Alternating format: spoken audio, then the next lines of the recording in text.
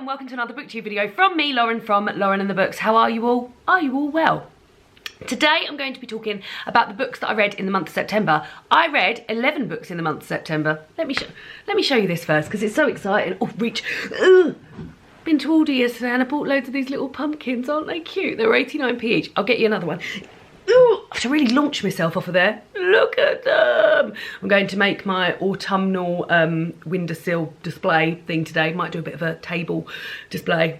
They're just so cute. They can. That was just an aside. But I'm going to be talking about the books that I read in the month of September. And I read 11 books in the month of September, 2 of which were extremely long audiobooks, both that I very much enjoyed. And I will start by talking about those. So the first one was The Little Stranger by Sarah Waters.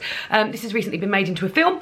It is a book about, told from the perspective of a local doctor who gets called to a big grand house because one of the maids there is unwell. When he gets there, this is all happening in the first chapter. When he gets there, the maid says that she doesn't really like the house. She's got a bad vibe. She doesn't use the word vibe. It's set in a time where I imagine the word vibe didn't exist, and she doesn't feel comfortable there.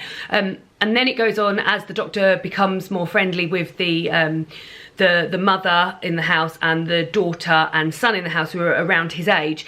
He spends a lot more time at the house, and creepy things are happening and strange things are happening, and yeah, it's very tense, it's very brooding, it's very gothic, and I really liked it. As I said, it was a very long, I think it's about like 17 hours or something, so it's quite an investment piece, but yeah, I really liked it. I'd be interested in watching the film. I must say, I saw the trailer for the film and I feel like the trailer for the film made it a lot creepier than I got the vibes when I was listening to the book. However, David was away a couple of nights in September because he was working away, and I made sure that I didn't listen to the book on the days that he wasn't going to be away, so I must have been somewhat aware of the creepiness. I wouldn't say scary because I'm not a big scary fan, but it definitely was creepy. But if you're after a sort of gothic brooding novel with like creepy surroundings, then definitely go for that, and the audiobook was great. So I think I gave it 3 stars. I think maybe if I was allowed half stars, I'd probably give it 3.5. Now the next audiobook that I listened to was Lethal White by not by Cormoran Strike, Lethal White by Robert Galbraith. It's the 4th in the Cormoran Strike series, written by J.K. Rowling under the pen name Robert Galbraith, and it follows Cormoran Strike, who is a private investigator, and his partner, Robin Ellicott. Now, there are going to be spoilers here because there are going to be spoilers here. So when I do this, you can come back. So what I really loved about this book is how much went into Robin and Strike's relationship. So the first 3 books sort of builds a picture around Robin and Strike. Robin has only ever had one boyfriend. She suffered sexual assault when she was at university and ended up leaving university. So she's found sort of comfort and solace in her partner Matthew, who is a complete prick. Strike has similarly had quite a tumultuous relationship. Minnie! She's scratching up at the window. Tumultuous relationship with like a sort of physically, no, not physically, I feel like mentally abusive relationship with a past partner. And it's been building up to this sort of like, are they going to get together? Now, I'd always seen it as a sort of friendship until the end of the 3rd book, where I started thinking, I think they've got feelings for each other here. Now, at the end of the 3rd book, Robin is due to get married to Matthew, and she does get married to Matthew.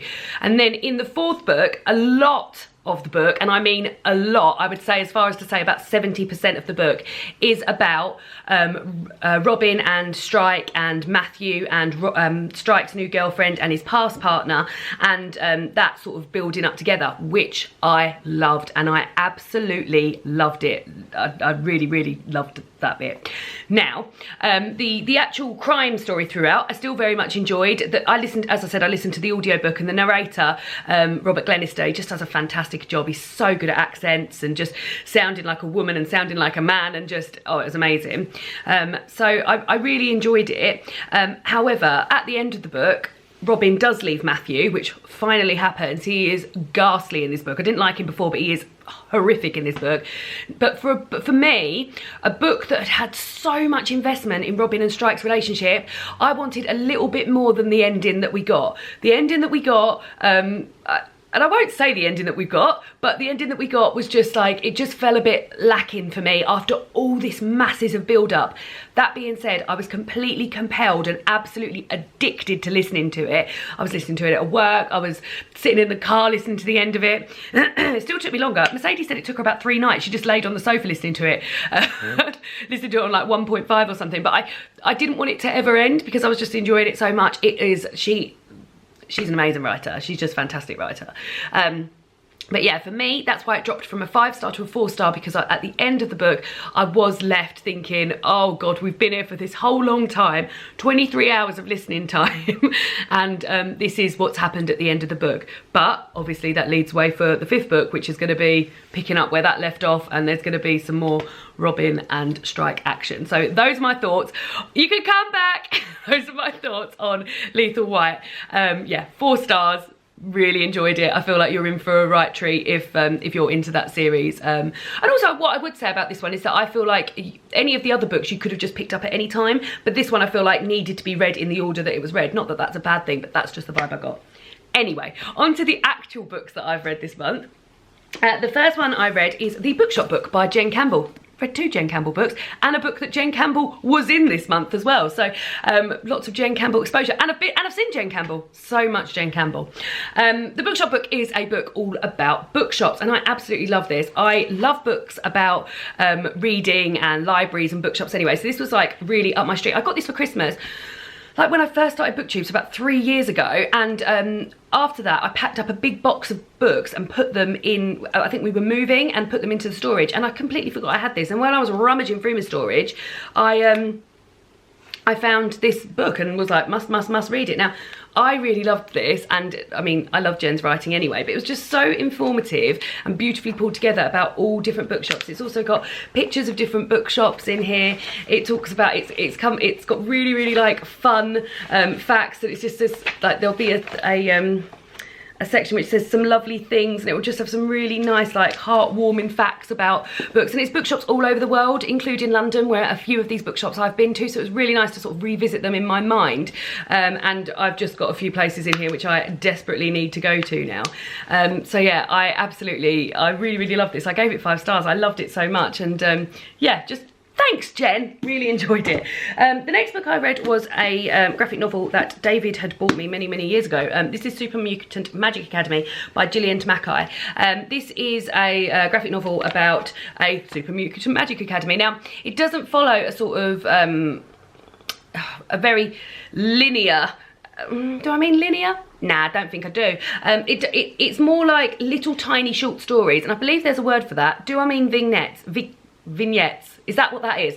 But basically, like a double page, or like one page will be about one person, and then the next page will go. So it took me a while to get into it, because I was like, oh, this is flipping all over the place, and I wasn't sure if I was missing something with the character. So it took me like a good third to get into it. That being said, I didn't mind it. None of it's really sticking in my head loads and loads. It's not like the other book that I really love by Gillian Tamakai is also done with her cousin Mariko Tamakai, called This One Summer, and I really love that. So yeah, I ended up giving this 2 stars.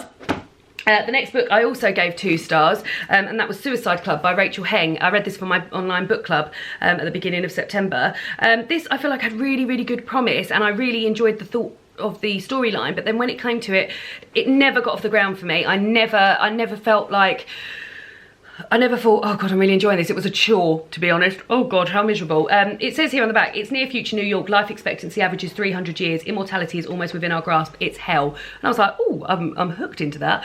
It follows 2 characters whose names I can't even blimmin' well remember. One's called Anya. I can't, oh, Leah. And they're both sort of involved in a sort of rebel group who wants to be able to for people to be able to die when they're due to die and things like that. Like everything, when I talk about it, it makes it sound better than it was. I just didn't get on with it, and I gave it 2 stars. I might even have given it 1 star. However, the next book I read is my favourite book of the month. My favourite book of the year.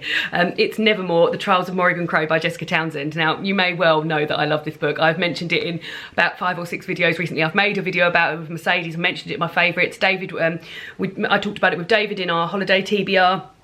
And I absolutely loved it. So I won't go into great detail about it now, but I want you to know that I really loved it. It follows Morrigan Crow, who's an 11-year-old girl. She's a cursed child who's cursed to die on her 11th birthday. And on her 11th birthday, a chap called Jupiter North turns up and whisks her away to a place called Nevermoor, where she is competing in some trials to become part of something called the Wondrous Society. She doesn't really know much about the Wondrous Society, but she knows she's got to compete in this Wondrous Society. She lives in a hotel with her with Jupiter North and his nephew and a whole host of people there. The hotel itself is fantastic. It's got a changing chandelier. Her bedroom changes depending on what mood she's in and as it gets to know her more and things like that. The trials are amazing. It's got 2 fantastic Christmas chapters in here. It says at the back that the author, she loves her fascinations include public transport, ancient cities, hotels, Christmas, opera singers, Halloween, secret societies and gigantic cats, all of which have weaseled their way into Nevermoor, the Trials of Morrigan Crow. I loved it. The second book is out at the end of this month. I cannot wait to read it. It's going to be a series of 9. My God, I just adored it, and I just read it with such glee on my face. There's really, really funny bits in there. There's really dark bits in there. Like, I feel like there's, as it goes on, I feel like we're going to get more of the dark stuff. And oh my God, it's absolutely fantastic. Please read it. You will not regret it. I loved it. 5 stars. Amazing, amazing, amazing. Adored it, adored it, adored it. The next book was a reread. Dropped something. The next book was a reread, and it was Jamaica Inn by Daphne du Maurier. I read this as part of Angie's, she's reading all of Daphne du Maurier's work, and I knew that she was reading Jamaica Inn in September, so I joined in with that.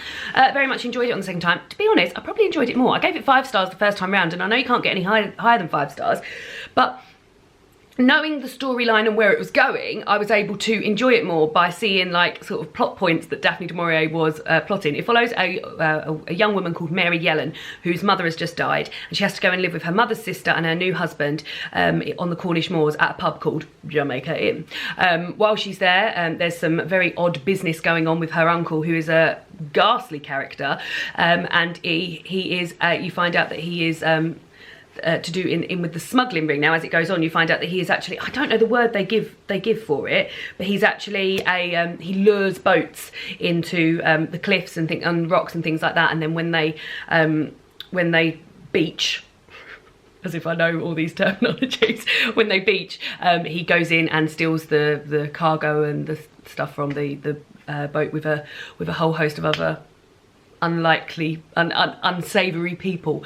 But yeah, very much enjoyed this, even more so the second time round. It's very like atmospheric and wonderful, like particularly to read at this time of year. It's set in the it's a cold grey day in late November, so it's set in November and it runs over the Christmas period. There is no festivities in this at all, but it's like it's a great time of year to read this now. Very, very atmospheric and lovely. Lovely. I don't think lovely should be a word you use to describe things. So another 5-star book, followed by another 5-star book. The next book I read was Franklin and Luna Go to the Moon by Jane Campbell, illustrated by Katie Harnett. David and I are massive fans of Franklin and Luna, Franklin and Luna Off to the Moon we enjoyed even more, particularly the one of my favourite pages, I will get here.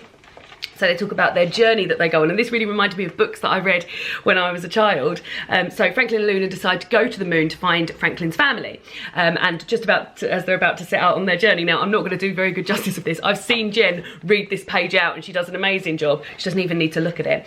It says, on their journey they find 20 yetis eating spaghetti, 5 vampires reading Shakespeare, 2 giants playing chess, and poltergeists in fancy dress, elves playing volleyball, nymphs with skipping ropes, tiny pixies throwing frisbees under microscopes, 2 fairies in ice cream vans, witches baking cherry pie, disco dancing unicorns on roller skates. Oh my! I just love that page so much. And yeah, it's just fantastic. The story's amazing, the illustration's beautiful, wonderful. Can't wait for the third. Can't wait, but with a heavy heart, can't wait for the third book, because that'll be the last one. Absolutely love it. Went to the book launch of this as well, which was really, really lovely, in Daunt Books in Cheapside, which was very enjoyable. The next book I read was a 4-star book, and that is Ghost Wall by Sarah Moss. This is a very short, I would almost go as far, guys, as to call it a novella. Sarah Moss has written many books that I love and adore, this one being one of them. This follows a teenager, Sylvie, and her mother and father as they go and live in, it's sort of like a historical experiment. They're living somewhere in Northumberland on an exercise in experimental archaeology. It is Sylvie's relationship with her father and her mother's relationship with her father is not a great one. There is some definite danger signs going on there, and while they're there, they are joined by some students from a local college and their professor. The professor and Sylvie's dad get a bit sort of like swept up in some hoopla of some what's the word I'm thinking of?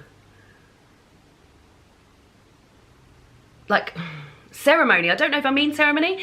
So of something that they used to do on the bogs back like a long time ago historically, and they get Sylvie involved in that. It is a great, I mean, Sarah Moss, like, this is so, Sylvie I guess would be described as potentially like an odd teenager. I guess she's not your average teenager. She's had a very different upbringing, but Sarah Moss describes things through Sylvie's eyes amazingly. Like, you feel like you're reading this from a teenager's point of view, and a teenager who hasn't had the sort of average lifestyle of a teenager.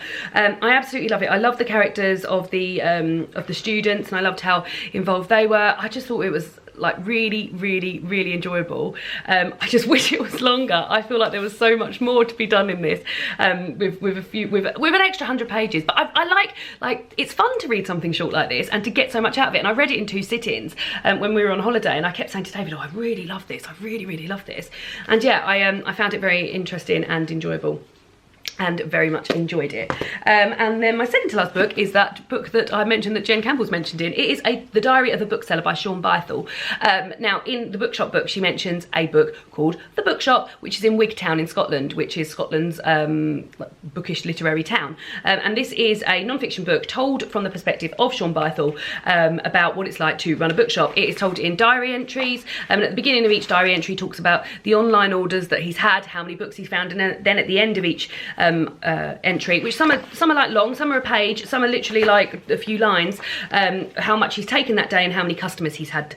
And yeah, it was very interesting to spend a year in the life of a bookseller, particularly one who lives in a place that is sort of similar to my surroundings. So and yeah, I found it very interesting and enjoyable. There was really funny bits in there. There's some very funny characters that come into the shop, some very funny characters that work in the shop. And yeah, I gave it 3 stars. Very much enjoyed it. And then the last book of the month that I read, I also gave 5 stars. And my God, I loved this book. I really loved this book, and I'll be urging people to read it.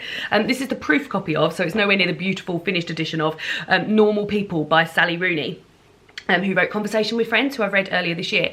Now, I enjoyed Conversations with Friends, but this absolutely knocked the socks off of Conversations with Friends. So you follow the relationship of Marianne and Connell throughout their school life, up until they're finishing university. They live in just outside Sligo in Ireland, and they go to university in Trinity College in Dublin. Now, when they're at school, Connell is very popular and with the in crowd, and Marianne, I think she's basically described as a nobody and doesn't really have much to do with anybody, and they form a friendship and a sexual relationship, and then when they go to university things switch, and Connell, who's always been quite shy, becomes the much less sociable person, and Marianne sort of comes into her own and things like that. Now, you hear each chapter is told from the perspective of one of the characters. It's just fantastically done. So for instance, it starts January 2011. Now the next chapter would be like 1 month later, March 2011, and the timeline's done like that, and I really love that. What I also really surprised me is that there's no speech marks or anything like that in this book, and that I normally hate. I remember giving a book 1 star because of that very reason, but this works so perfectly in this. I was discussing this with my cousin, and she also read this, and she read that it was the fastest book she'd read this year. Like, she just didn't put it down. And I was saying it felt like I was like watching a play. It was so in depth, and in terms of plot, there isn't masses of plot, but the study, like, she gets people so right, and like you can almost see them having these thoughts that are being described in this book. I just thought it was an absolute masterpiece, and I adored it. And I just think there's just something for everyone here. I just found it so interesting, and I guess because I've been in the sort of similar situations as Marianne and Connell in terms of like relationships and things like that. I just, some parts I was like, bloody hell, like this is so real. And yeah, like I said, when I was at university, I went to watch a I went to Kent University and I went and watched a amateur dramatic performance of the film Closer, which I believe was a play to start with. The film has got Julia Roberts in it, Jude Law, Natalie Portman and Clive Owen. And when I was reading this, it was really reminding me of that. Like, I could just see this being performed, like, in my head. It's just amazingly done. I just found it was absolutely amazing. I gave it 5 stars, so really, really great. And on any other month that I hadn't read Nevermoor, this would be my favourite book, but Nevermoor was like my absolutely favourite. So, those are the books that I read in the month of September. A really bloody good reading month. Really, really good. I'm so pleased with the amount of 5-star books I've read, and just like, so many books I was just finishing like, amazing, with a big smile on my face. I just was so amazed. So I would love to hear if you guys have read any of these books, what your thoughts are on any of them. If you're going to be talking about Lethal White, make sure you put a little thing saying spoilers in case anyone else sees it, because I know like people don't want to be spoiled for that. Ooh, knocked you over then. And that's it from me, and I'll see you all again soon for another BookTube video. Goodbye.